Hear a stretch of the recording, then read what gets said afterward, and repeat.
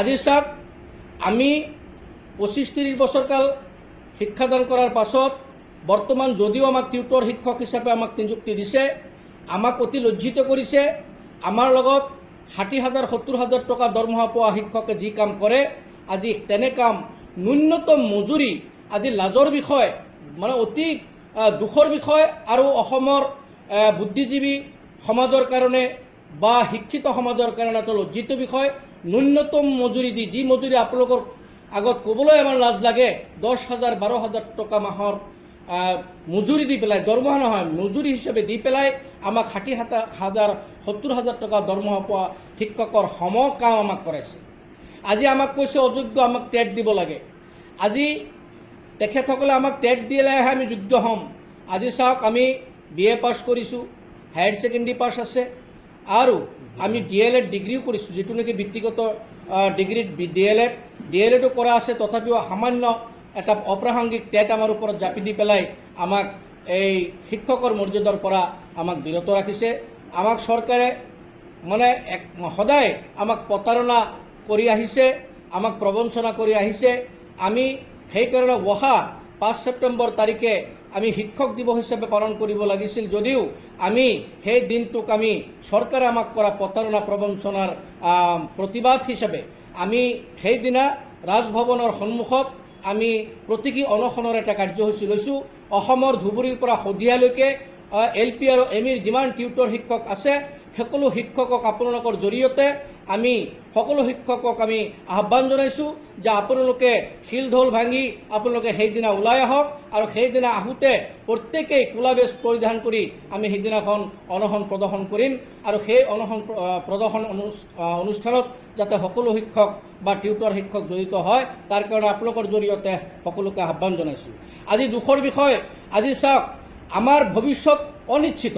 আজি আমাক ন্যূনতম মজুৰি দি পেলাই 60,000 70,000 টকা দৰমহা পোৱা শিক্ষকৰ সমানটো খটুৱা আছেই। তাৰ উপৰিও আজি চাওক, এই ইলেকশ্যন, যিবিলাক ইলেকশ্যন হয়, ইলেকশ্যন ইমান গুৰুত্বপূৰ্ণ এটা বিষয়। সেই বিষয়ত প্ৰিজাইডিং অফিচাৰ, পলিং অফিচাৰৰ দৰে দায়িত্বশীল কামবিলাক আমাৰ জৰিয়তে কৰায়। কিন্তু আমি আমাৰ যেতিয়া প্ৰাপ্য বিচাৰি যাওঁ, তেতিয়া কয় যে আপোনালোকৰ যোগ্যতা নাই। আজি প্ৰিজাইডিং অফিচাৰ, পলিং অফিচাৰ কৰিবলৈ যদি আমাৰ যোগ্যতা আছে, তেনেহ'লে সামান্য এটা টেটটো তেখেতসকলে মানৱীয়তাৰ ভিত্তিত বা মানৱীয়তাৰ দৃষ্টিত তেওঁলোকে টেটটো ৰেহাই কৰিব নোৱাৰেনে? নিশ্চয় পাৰে। মাননীয় মুখ্যমন্ত্ৰী নোৱাৰা কামনো কি আছে? তেখেতে নিজকে বলিষ্ঠ, বা অসমৰ ৰাইজেও যেনে তেখেতে এটা বলিষ্ঠ পদক্ষেপ ল'ব পৰা এজন সাহসী মুখ্যমন্ত্ৰী, আৰু এই মুখ্যমন্ত্ৰী যদি আমাৰ ওপৰত নিশ্চয় অলপ হৃদয় জাগিলে হয়, নিশ্চয় তেখেতে আমাৰ সমস্যাটো অতি সহজে সমাধান কৰি পেলাই আমাৰ এই বৰ্তমান 8,000 মান LP ME টিউটৰ আছোঁ, এই টিউটৰখিনি আমাৰ শিক্ষকৰ মৰ্যাদা দি আমাক জীয়াই থকাৰ সমল তেওঁলোকে যোগান দিব পাৰিলে হয় নিশ্চয়। গতিকে আপোনালোকৰ জৰিয়তে মুখ্যমন্ত্ৰী, অসম চৰকাৰ তথা শিক্ষামন্ত্ৰীক অনুৰোধ জনাইছোঁ, কাতৰ অনুৰোধ জনাইছোঁ।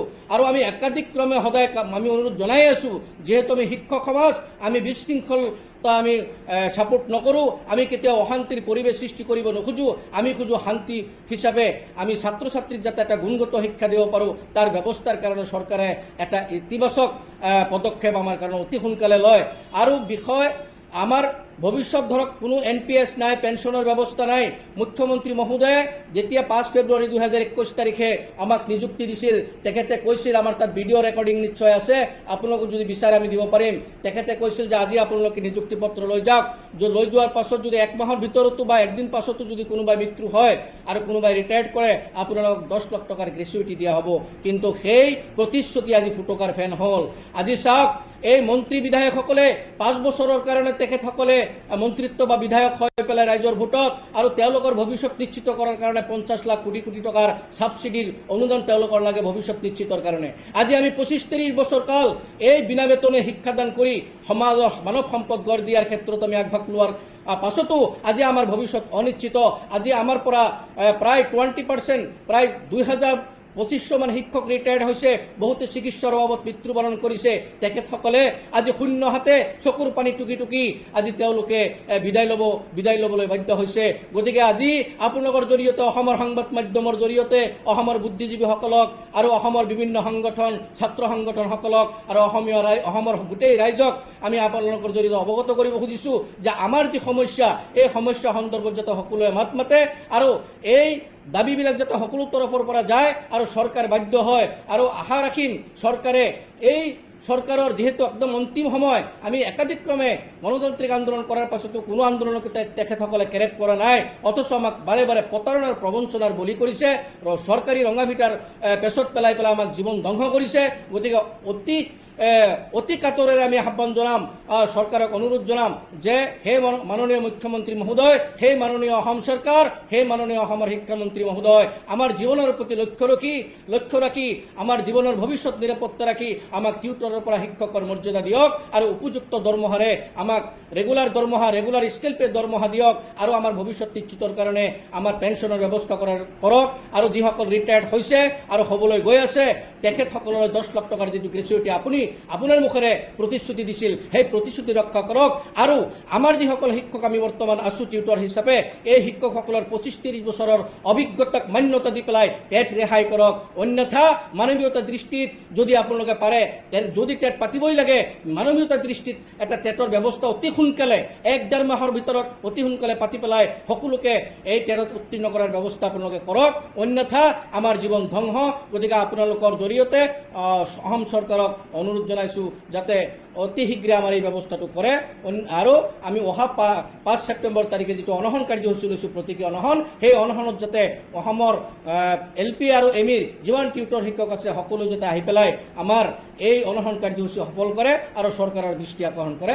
ধন্যবাদ। আমি মাননীয় সাংবাদিক বন্ধুসকল, আমি বিভিন্ন প্ৰতিবাদ কৰি আহিছোঁ আৰু আমি যোৱা 28 জুলাই তাৰিখে আমি প্ৰতিবাদ কৰিছিলোঁ। আমি ডিছপুট চলো কাৰ্যসূচী লৈছিলোঁ।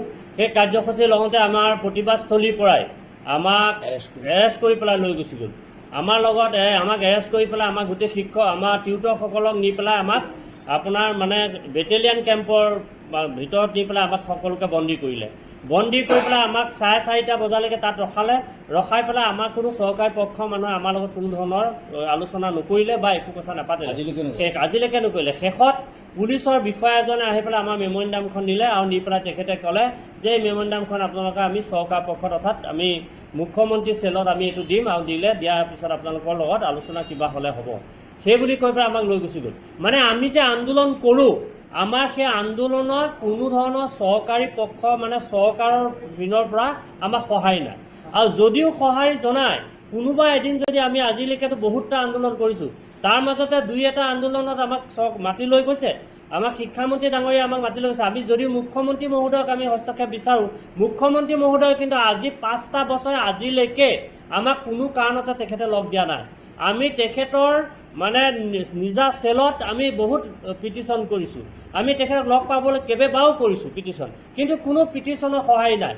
তেওঁলোকে পিটিশ্যনবিলাক লৈ পেলাই মুখ্যমন্ত্ৰীয়ে নিদিয়ে বুলি কৈ পেলাই ডাষ্টবিনত পেলাই থৈ দিয়ে। আমি কোনোদিনা মুখ্যমন্ত্ৰীক লগ কৰা নাই। আমি ক'ত লগ কৰিছোঁ? বাটে ঘাটে কোনোবা অনুষ্ঠান প্ৰতিষ্ঠানত যদি আহে মুখ্যমন্ত্ৰী মহোদয়, তেতিয়াহ'লে আমি তেখেতক তাত লগ কৰোঁ।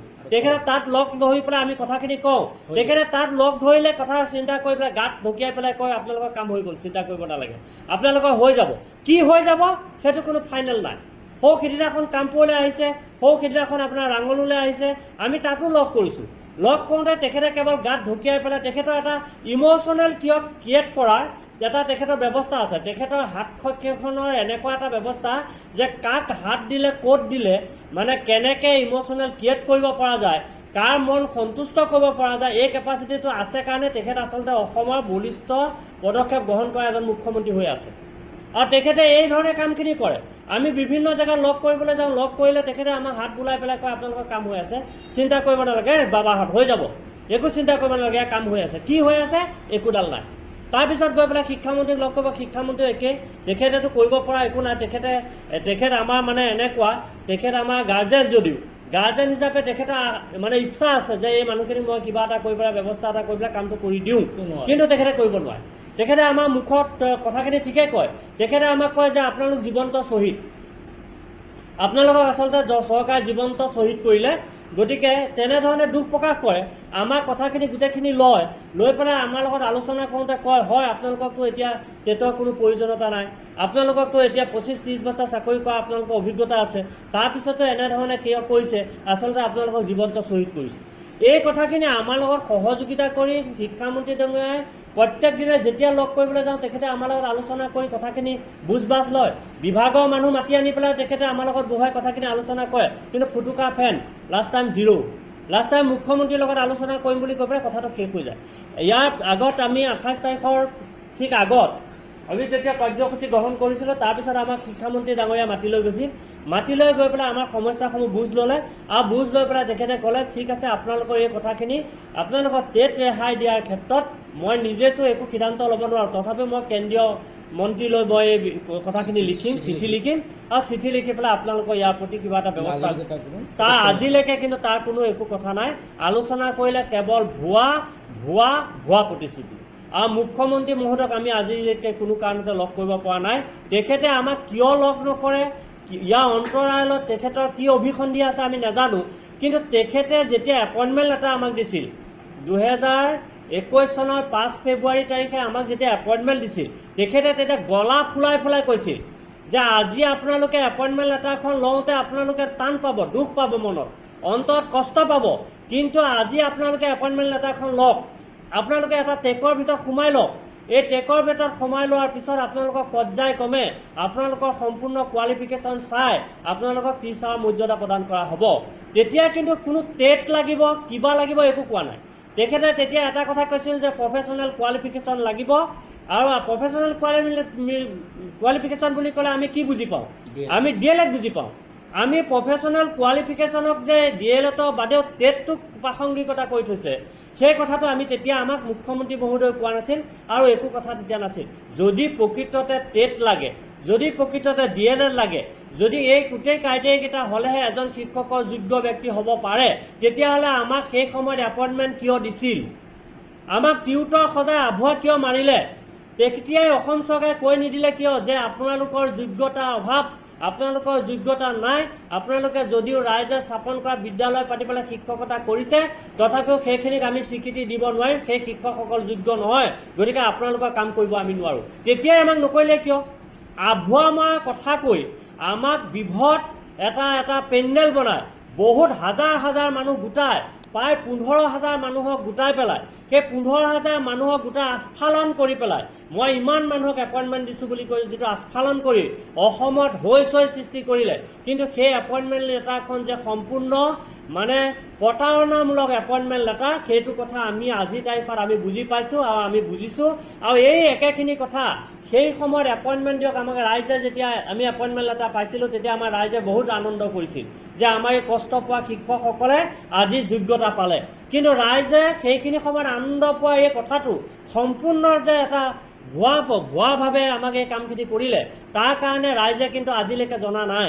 গতিকে আমি আজি আপোনালোকক আগতো আমি জনাইছোঁ, আজিও আমি সমূহ ৰাইজক, আমি অসমৰ সমূহ শদিয়াৰ পৰা ধুবুৰী থকা সকলো বিদ্যালয়, সকলো পৰিচালনা সমিতি, সকলো ছাত্ৰ, সকলো অভিভাৱকসকলক আমি অনুৰোধ জনাম যে আপোনালোকৰ ছাত্ৰ ছাত্ৰীসকলক পঢ়াই থকা, শিক্ষাদান কৰি থকা এই দুভগীয়া শিক্ষকসকলক অসম চৰকাৰে কৰা এই প্ৰতাৰণাৰ প্ৰত্যুত্তৰ আপোনালোকেও দিব লাগিব, আৰু আমিও তাত দিবৰ কাৰণে আমি প্ৰস্তুত থাকিব লাগিব।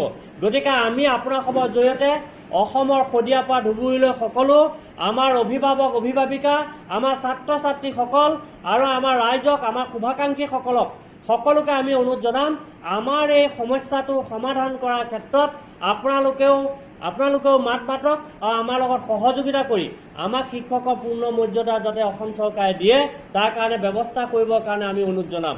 আমি আশা কৰিম মুখ্যমন্ত্ৰী মহোদয় এই ক্ষেত্ৰত যদি পূৰ্ণ সহযোগিতা আগবঢ়ায়, আৰু তেখেতে যদি আমাৰ সমস্যাটো সমাধান কৰাৰ কাৰণে যদি হস্তক্ষেপ কৰে, তেতিয়া নিশ্চয় এই সমস্যাটো সমাধান হ'ব। আৰু জানো তেখেতে এই সমস্যাটো সমাধান কৰিব পাৰিব, আৰু তেখেতে কি কাৰণত গাত দি ৰাখিছে নাজানো, অনাগত দিনত তেখেতে আহি থকা 2-3 মাহৰ ভিতৰত আমাৰ এই সমস্যাটো সমাধান কৰি দিব বুলি আমি আপোনালোকৰ জৰিয়তে আমি মুখ্যমন্ত্ৰী মহোদয়ক অনুৰোধ জনাইছোঁ। আমি শিক্ষামন্ত্ৰী মহোদয়ক আমি বেয়া বুলি নকওঁ, শিক্ষামন্ত্ৰী মহোদয় আমাৰ প্ৰতি সহযোগিতা, আমাৰ প্ৰতি সহোদয় আছে, তথাপিও তেখেতে বলে পৰা নাই। গতিকে শিক্ষামন্ত্ৰী মহোদয়ক সহায় কৰিবৰ কাৰণে মুখ্যমন্ত্ৰী ডাঙৰীয়াক অনুৰোধ জনাইছোঁ, আৰু মুখ্যমন্ত্ৰী মহোদয়ে আমাৰ এই সমস্যাটো হস্তক্ষেপ কৰি পেলাই সমাধান কৰি আমাৰ এই দুভগীয়া টিউটৰসকলক টিচাৰৰ মৰ্যাদা দিবৰ কাৰণে অনুৰোধ জনাইছোঁ। কিয় আজি আপোনালোকক অলপ আগতে আমি কৈছোঁৱেই যে আমি 5 ফেব্ৰুৱাৰী তাৰিখে শিক্ষক দিৱসৰ দৰে এনে এটা পবিত্ৰ অনুষ্ঠানক আমি নেওচি পেলাই আমি ৰাজভৱনলৈ যাব লগা হৈছে। আমাৰ ৰাষ্ট্ৰত যিজন উপৰাষ্ট্ৰপতি আছিল আপোনাৰ ডক্টৰ সৰ্বপল্লী ৰাধাকৃষ্ণ, তেওঁ নিজেই তেওঁ নিজৰ জন্মদিনটো কি হিচাপে পাতিব লাগিব বুলি যদি ছাত্ৰসকলে সোধোতে তেওঁ কৈছিল শিক্ষক দিৱস হিচাপে পালক বুলি। এনেকুৱা এটা পবিত্ৰ কথা ক'ব পাৰিছে। সেই তেনেকুৱা এটা পবিত্ৰ শব্দ অংশীদাৰী হিচাপে আমি থকাৰ পিছতো আজি আমি 5 ছেপ্টেম্বৰ তাৰিখটো শিক্ষক দিৱসৰ দৰে মৰ্যাদাটো হাতত ল'বলৈ এই ছাত্ৰ ছাত্ৰীৰ পৰা মৰম আঁকোৱালি ল'বৰ পৰা এই পৰিৱেশটো আমি আওকাণ কৰি পেলাই আমি তেওঁলোকৰ মৰমটোকো নেওচি আমি ৰাজভৱনলৈ যাব লগা হৈছে। গতিকে আমি আচলতে সেই কাৰ্যসূচীটো লৈ পেলাই আমি নিজকে অপৰাধী বুলিয়ে ভাবিছোঁ। তথাপিও আমাৰ মৰ্যাদাক হানি কৰাৰ পৰিপ্ৰেক্ষিতত আমি অসম চৰকাৰক বুজাই দিবৰ কাৰণে সেই কাৰ্যসূচীটো হাতত লৈছোঁ। এই কাৰ্যসূচীয়ে অন্তিম কাৰ্যসূচী হওক আৰু এই কাৰ্যসূচীয়ে যাতে অসমৰ মুখ্যমন্ত্ৰীৰ তেখেতৰ মনৰ যিটো আৱেগ, তেখেতৰ মনৰ যিটো ভাৱ, সেইটো ভালদৰে উদয় হওক, ভাল হওক। আৰু আমি ঈশ্বৰৰ ওচৰত অনুৰোধ জনাইছোঁ তেখেতক সুবুদ্ধি দিয়ক আৰু আমাৰ এই দুৰ্গীয়া শিক্ষকসকলৰ সমস্যাটো সমাধান কৰি আমাক টিউটৰৰ পৰা টিচাৰলৈ নি আমাৰ মৰ্যাদা ঘূৰাই দিব বুলি আপোনালোকৰ খবৰ জৰিয়তে অনুৰোধ জনাই মই বক্তব্য সামৰণি মাৰিছোঁ। ধন্যবাদ।